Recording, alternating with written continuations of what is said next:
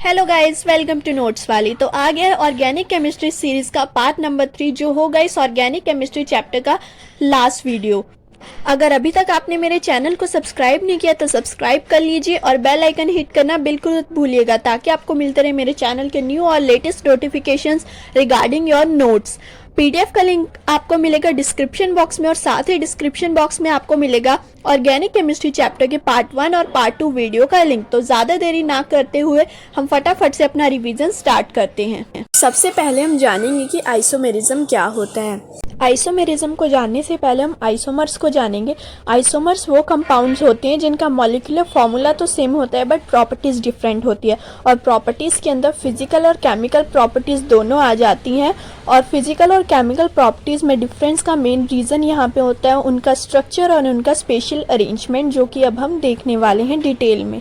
The phenomena for the existence of isomers for any compound is known as isomerism. Mainly we have two types of isomerism: structural isomerism and stereoisomerism. Stereoisomerism is also known as space isomerism, and in this chapter we are going to detail study of structural isomerism, which has further 5 types. First one is chain isomerism. Longest chain के अंदर carbon atoms different होते हैं, और chain isomerism को exist करने के लिए at least longest chain में 4 कार्बन एटम्स होने चाहिए।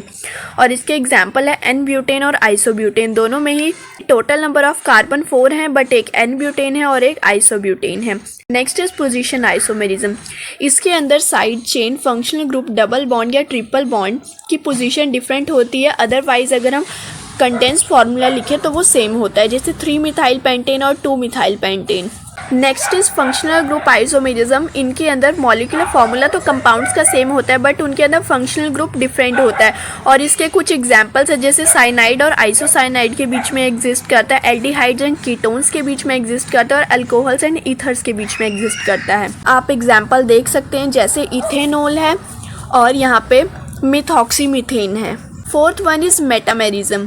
मेटामेरिज्म वहाँ पे एग्जिस्ट करता है जहाँ पे फंक्शनल ग्रुप के दोनों साइड अल्काइल ग्रुप्स डिफर करते हैं। जैसे फर्स्ट एग्जांपल में आप नीचे देख सकते हैं, एक जगह इथॉक्सी इथेन है और एक जगह मिथॉक्सी प्रोपेन है। दोनों का मॉलिक्यूलर फॉर्मूला सेम होगा but on the ether side of O there are different number of alkyl groups. Next is tautomerism या कीटोइनोल आइसोमेरिज्म। ये आपकी बुक में आपको नहीं मिलेगा बट नेक्स्ट चैप्टर हाइड्रोकार्बन्स में हम इसके कुछ एग्जांपल्स भी देखेंगे। कीटो मतलब कार्बोनाइल ग्रुप जिसके अंदर एल्डिहाइड्स और कीटोन्स आते हैं, एंड इनोल मतलब जहाँ पे किसी अल्कीन के साथ अल्कोहल ज्वाइन कर रखी हो, और ये वहीं पे एग्जिस्ट करता है जहाँ पे डायनामिक इक्विलिब्रियम हो। आइसोमेरिज्म की सेकंड टाइप होती है स्टीरियो आइसोमेरिज्म। ये भी हम नेक्स्ट चैप्टर में पढ़ने वाले हैं थोड़ा डिटेल से, और ये डिफर करती है कोवेलेंट बॉन्ड्स की रिलेटिव पोजीशंस की वजह से। और इसके 2 टाइप्स होते हैं, ज्योमेट्रिकल या cis trans isomerism, and second one is optical isomerism. Next is fundamental concept. यहाँ पे आपको बस ये याद रखना है कि कोई भी ऑर्गेनिक मॉलिक्यूल जो न्यू बॉन्ड को कार्बन सप्लाई करता है that is called substrate, and the other reactant under whose presence the reaction is carried out is called attacking reagent। और ऑर्गेनिक रिएक्शन में कुछ इंटरमीडिएट प्रोडक्ट्स भी बनते हैं। प्रोडक्ट्स के बनने से पहले या प्रोडक्ट्स के साथ उन्हें जनरली हम रिएक्शन में मेंशन नहीं करते, उन्हें बाय प्रोडक्ट्स भी कहते हैं। इसके बाद है रिएक्शन मैकेनिज्म की डेफिनेशन। इसके अंदर हमें किसी भी ऑर्गेनिक रिएक्शन के अंदर electron movement, energy change during bond breakage and formation, मतलब थर्मोडायनेमिक्स और काइनेटिक्स सब कुछ का ध्यान रखना होता है। उसके sequential account of each step of the organic reaction is called reaction mechanism. Next is electrophile. It is represented by capital E and a positive sign on it. And electrophile एक ऐसा रिएजेंट होता है जो electron deficient होता है और वो reactive side से इलेक्ट्रॉन पेयर को ले लेता है। पाई बॉन्ड इलेक्ट्रॉन रिच होता है बट वीक होता है, तो वो स्टेबलाइज होना चाहते हैं तो उसके ऊपर इलेक्ट्रोफिलिक एडिशन हो सकती है। Next is nucleophile. न्यूक्लियोफाइल को हम NU से रिप्रेजेंट करते हैं और साथ में हम एक lone pair of electron represent करते हैं 2 डॉट से। इसका मतलब कि ये इलेक्ट्रॉन रिच स्पीशीज होती हैं और ये इलेक्ट्रॉन डेफिशिएंट साइट्स पे अटैक करती हैं। नेक्स्ट है fission of a covalent bond. ये बहुत ज़्यादा इंपॉर्टेंट टॉपिक है इस चैप्टर का, क्योंकि नेक्स्ट चैप्टर में आपको बहुत सारे रिएक्शन मैकेनिज्म लिखने हैं। फर्स्ट है होमोलिटिक क्लीवेज और सेकंड होगी हेट्रोलिटिक क्लीवेज। क्लीवेज का मतलब होता है ब्रेकेज। तो यहाँ पे कोवेलेंट बॉन्ड को ब्रेक करने के दो मेथड्स बताए गए हैं। फर्स्ट होता है होमोलिटिक क्लीवेज, जिसके अंदर कोवेलेंट बॉन्ड टूटता है और दोनों जो पार्टिसिपेटिंग एटम्स होते हैं वो अपना अपना इलेक्ट्रॉन ले लेते हैं। उनके ऊपर एक अनपेयर्ड इलेक्ट्रॉन होता है और उसे हम अनपेयर्ड इलेक्ट्रॉन कंटेनिंग स्पीशी को हम कहते हैं फ्री रेडिकल।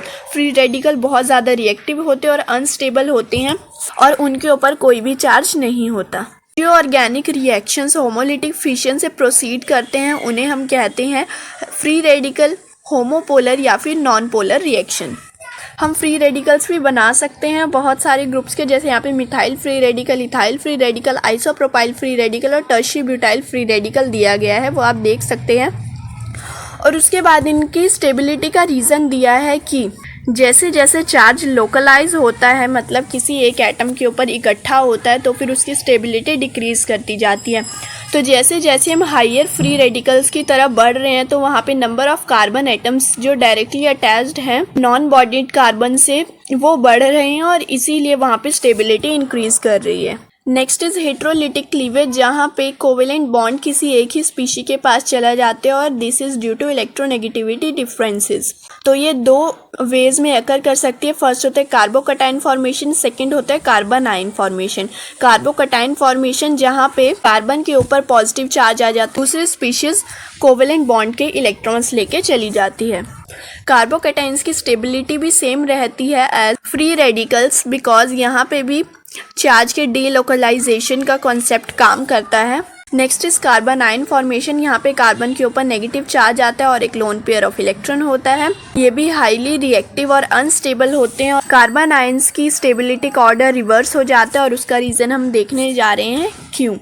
क्योंकि यहाँ पे कार्बन के ऊपर नेगेटिव चार्ज होता है और हम ये भी जानते हैं कि जो अल्काइल ग्रुप्स होते हैं वो इलेक्ट्रॉन डेंसिटी देते हैं। तो इसी कारण जो सेंट्रल एटम होता है कार्बन का, जिसके ऊपर नेगेटिव चार्ज ऑलरेडी है, वहाँ पे नेगेटिव चार्ज लोकलाइज होता है और स्टेबिलिटी डिक्रीज करती है स्पीशी की। हेट्रोलिटिक बॉन्ड क्लीवेज से जो ऑर्गेनिक रिएक्शन प्रोसीड करते हैं उन्हें हम कहते हैं आयनिक, हेट्रोपोलर या polar reactions. Next is electron movement in organic reaction. Organic reaction में 3 टाइप से इलेक्ट्रॉन मूवमेंट हो सकती है।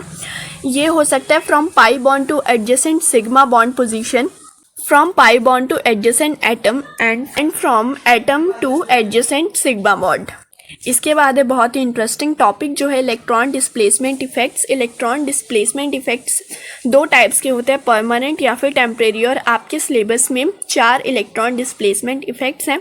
परमानेंट वो जहाँ पे जो इलेक्ट्रॉन डिस्प्लेसमेंट है उससे परमानेंट पोलराइजेशन हो जाती है बॉन्ड की, और टेम्परेरी वहाँ पर होती है जहाँ पर किसी रिएजेंट के प्रेजेंस में ही वो इफेक्ट शो होता है। First effect that we are going to study is inductive effect and it is a kind of permanent effect. It occurs when a sigma bond is polarized by the action of its adjacent sigma bond. This effect is shown when an electron withdrawing group or electron releasing group is attached at the terminal of the carbon chain. ये 4 carbon atoms के बाद show नहीं होता है। इसकी further 2 types है, minus I effect और plus I effect. जब चेन के एंड पर कार्बन से ज़्यादा इलेक्ट्रोनेगेटिव एलिमेंट लगा हो तो पूरी चेन के अंदर पॉजिटिव चार्ज जाता है, जिसे हम कहते हैं माइनस आई इफेक्ट।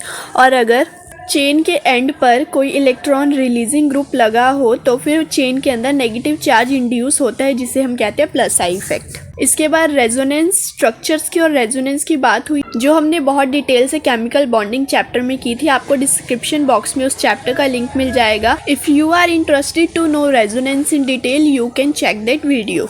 इस चैप्टर के अंदर रेजोनेंस का बहुत यूज़ है, क्योंकि आपको रेजोनेंस स्ट्रक्चर्स लिखने आने चाहिए। एग्जाम में 2 मार्क्स में तो एटलीस्ट रेजोनेंस स्ट्रक्चर्स लिखने को बोला जाता है। नेक्स्ट बात यहाँ पे बेंजीन की हुई है, जिसके कैकुले और डेवार स्ट्रक्चर्स दिए गए हैं। जो डेवार स्ट्रक्चर्स हैं ये अनस्टेबल होते हैं बहुत ज़्यादा, जो कैकुले स्ट्रक्चर्स होते हैं ये काफ़ी हद तक स्टेबल होते हैं। बेंजीन एक कॉन्जुगेटेड सिस्टम है, मतलब जिसके अंदर डबल बॉन्ड्स ऑल्टरनेट पोजीशन से प्रेजेंट होते हैं, और ये सिर्फ इलेक्ट्रोफिलिक सब्स्टिट्यूशन शो करता है, नॉट एडिशन रिएक्शंस। और यहाँ पे मैं बेंजीन की बात इसलिए कर रही हूँ क्योंकि हमें हाइड्रोकार्बन चैप्टर में ये एरीन्स टॉपिक में दोबारा से पढ़ना है तो वो आप यहीं से याद रखिए।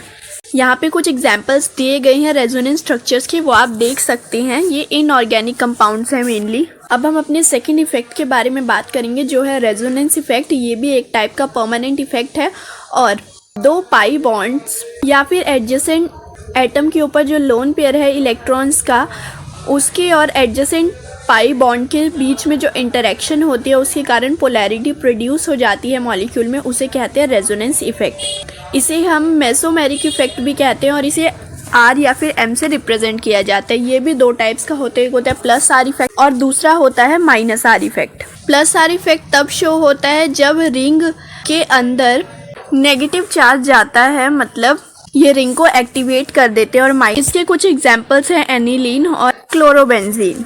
माइनस आर इफेक्ट तब शो होता है जब रिंग के बाहर डीएक्टिवेटर्स लगे होते हैं और वो रिंग के अंदर से नेगेटिव चार्ज को विड्रॉ करना शुरू करते हैं। इसके कुछ एग्जांपल्स है बेंजोइक एसिड।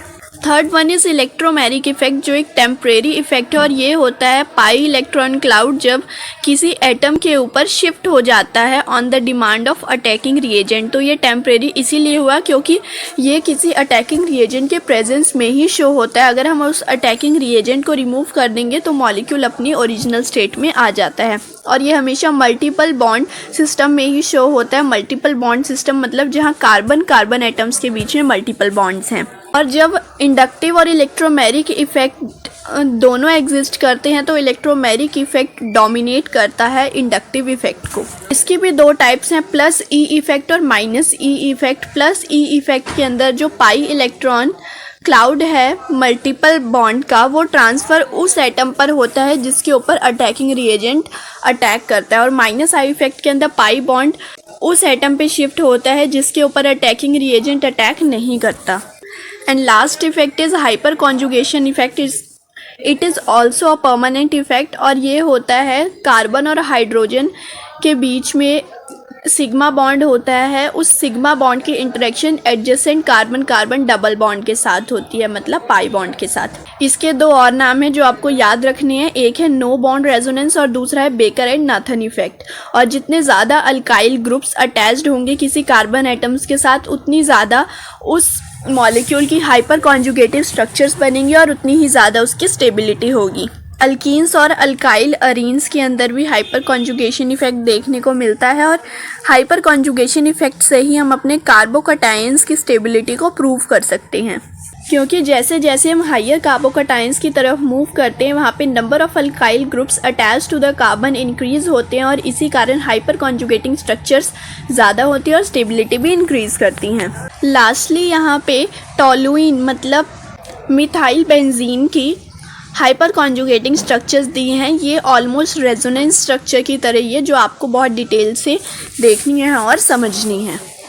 तो गाइज़ यहीं ख़त्म होता है हमारा ऑर्गेनिक केमिस्ट्री का चैप्टर। आई होप आपको पसंद आया होगा। प्रीवियस दो videos part 1 and part 2 of organic chemistry का लिंक आपको डिस्क्रिप्शन बॉक्स में मिल जाएगा, वहाँ से जाकर उसे देखना बिल्कुल मत भूलिएगा।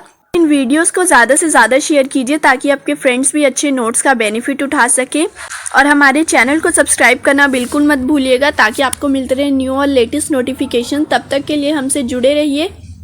Thanks for watching. Bye bye.